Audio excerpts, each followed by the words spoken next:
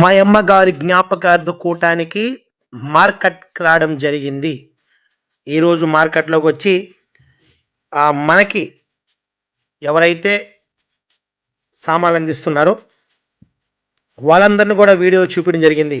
ఎందుకంటే ఉదయం నుంచి ఓరిన వర్షం. అందుకని ఏందంటే ఈయన కూడా ముత్తుకూరులో వ్యాపారస్తుడు. ఎందుకంటే ఈయన కూడా చూపెట్టే కారణం ఏంటంటే మీరు ఖచ్చితంగా ఒకవేళ ముత్తుకూరులో ఉన్నట్లయితే ఈయన దగ్గరకు వచ్చి మటన్ తీసుకోండి. ఎందుకు చూపిస్తున్నానంటే వీళ్ళు కూడా మన సోషల్ సర్వీస్లో చూపించాలి కాబట్టి చూపిస్తున్నాం. ఇది హై స్కూల్ పక్కనే ఉంటుంది. ఈ షాపులోకి వచ్చి మీరు కూడా ఈ బాయి దగ్గరకు వచ్చి ఆ మటన్ తీసుకొని చాలా మంచివాడు. ఒకవేళ మీకు ఏమైనా అవసరమైన అప్పైన ఇస్తాడు.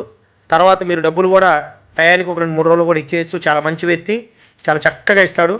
ఆ వ్యక్తిని కూడా మీకు పరిచయం చేయడం జరుగుతుంది. మన సోషల్ సర్వీస్ ద్వారా ఈ వ్యక్తిని పరిచయం చేస్తున్నాను. ఇప్పుడు మనం చూపిస్తున్న వీడియో ఏంటంటే ఈరోజు బిర్యానీ తయారు చేస్తున్నాం. బిర్యానీ తయారు చేయటకు మనం కొంచెం ఈరోజు వీడియో పెడుతున్నాం.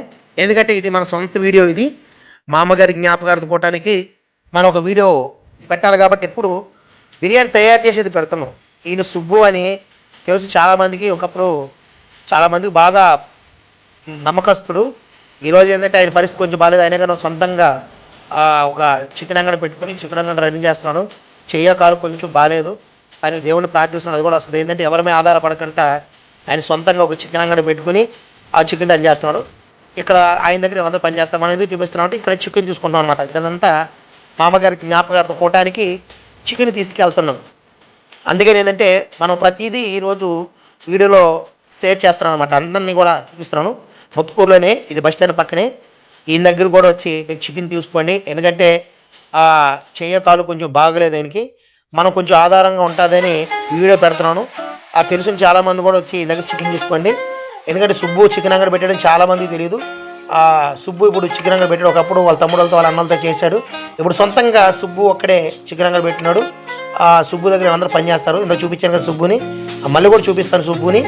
మీరు ముత్తుకూరులో దగ్గరలో ఏమంటే మీ చర్చిల్లోకైనా లేదా గుడుల్లో అయినా ఎక్కడైనా ఏదైనా ఫంక్షన్ జరిగితే సుబ్బు దగ్గరకు వచ్చి చికెన్ తీసుకోవాల్సిందిగా మన వీడియో ద్వారా తెలియజేస్తారన్నమాట కొంతమందికి. ఈయన సుబ్బు అంటే ఒకప్పుడు చాలా బాగా బతికినాడు.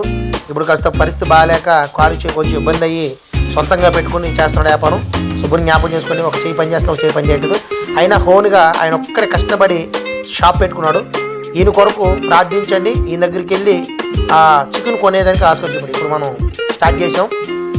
ఉల్లిపాయలు ఎలా ఒలవాలి అనేది చూపించలేదు. కానీ ఉదయాన్నే లేచి వర్షం పడుతుంది. అయినా కానీ మన పనులు మనం చేసుకోవాలి కాబట్టి కొంచెం ఇంట్లో వాళ్ళకి సహకారంగా నేను కూడా ఉల్లిపాయలు కోయడం వాళ్ళతో కొంచెం ఏకేపిస్తున్నాను.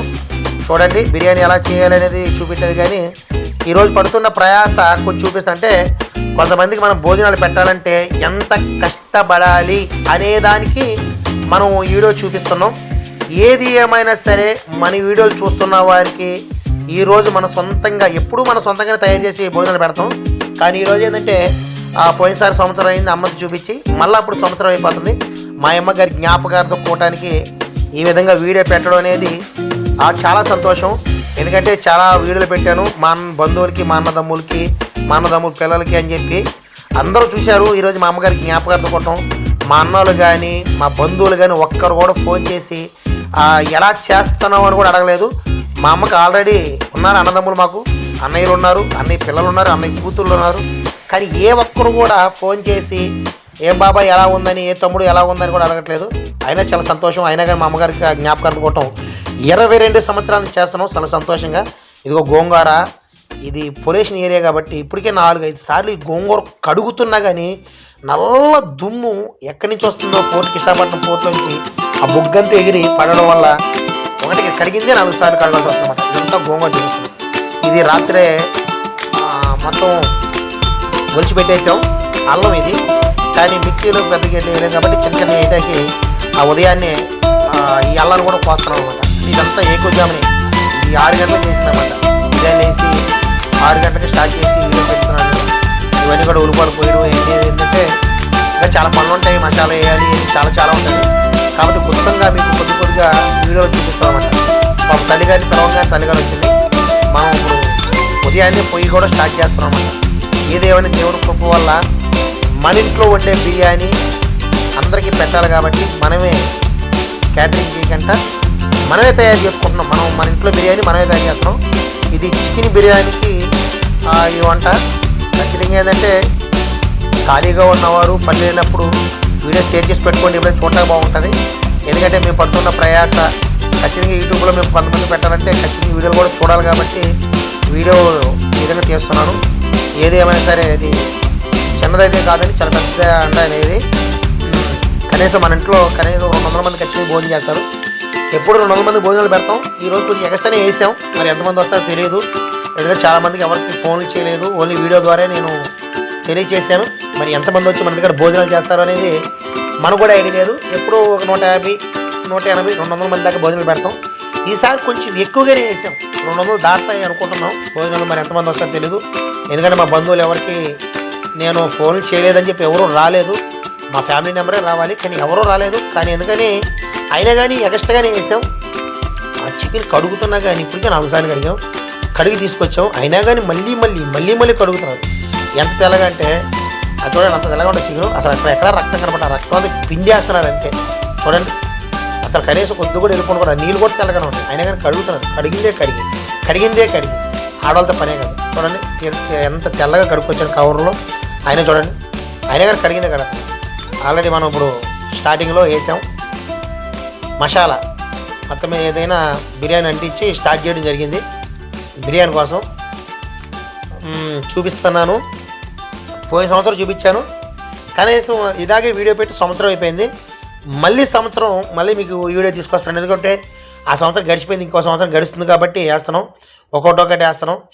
ఏదేమైనా సరే బిర్యానీలు చేయాలని మాత్రం మమ్మల్ని అయితే పిలవద్దు. ఎందుకంటే మేము అసలు చాలా కష్టాలతో చేస్తున్నాం. ఈరోజు పనులన్నీ ఆపుకుని ఇంట్లో కాబట్టి చేస్తున్నాం. మేమైతే వంట మాస్టర్లు కాదండి.